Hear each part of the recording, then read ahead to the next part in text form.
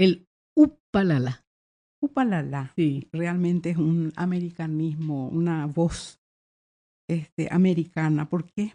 Porque se usa en toda América del Sur, especialmente Argentina, Perú, Chile, Uruguay, Paraguay.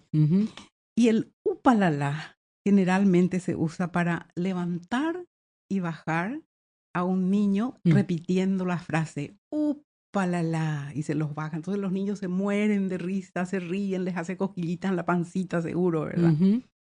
Y bueno, es eso. Especialmente se usa en ese juego, ¿verdad?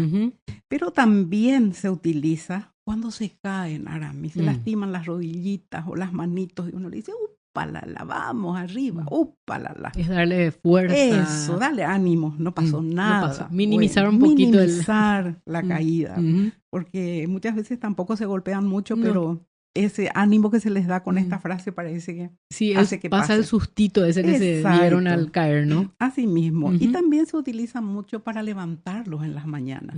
Upalala, vamos, vamos, hay que ir a la escuela, hay que desayunar, upalala. Y así, bueno, es realmente a mí me encanta, inclusive hay una música, upalala, la, sí. que escribió el conocido Ramón Silva. Sí.